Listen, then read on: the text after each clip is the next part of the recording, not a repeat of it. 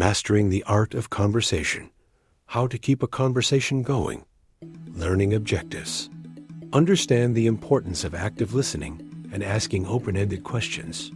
Learn how to use positive body language and nonverbal cues to engage others. Develop strategies for navigating conversations and avoiding awkward silences. Improve communication skills and build confidence in social interactions. Benefits of watching this tutorial. Enhance your social skills and build stronger relationships. Improve your ability to communicate effectively in personal and professional settings. Increase your confidence in navigating conversations and avoiding awkward silences.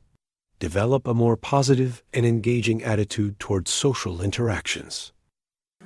Introduction to conversation skills. Welcome to our tutorial on how to keep a conversation going. Effective communication is a crucial skill in both personal and professional settings. In this video, we'll cover the basics of conversation skills and provide you with practical tips and strategies to improve your communication abilities. Active listening and open-ended questions. The first step in keeping a conversation going is to practice active listening.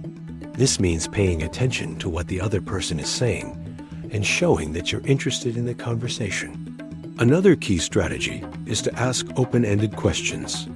These are questions that encourage the other person to share more information and can help to keep the conversation flowing. Positive body language and nonverbal cues. Positive body language and nonverbal cues can also play a big role in keeping a conversation going. This includes maintaining eye contact, smiling, and using open and approachable body language. Nonverbal cues such as nodding and tilting your head can also help to show that you're engaged in the conversation and interested in what the other person is saying.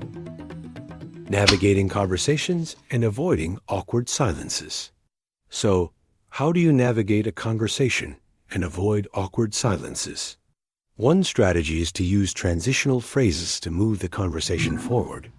Another strategy is to ask follow-up questions to delve deeper into the conversation and keep it flowing. Practical examples and real-world scenarios.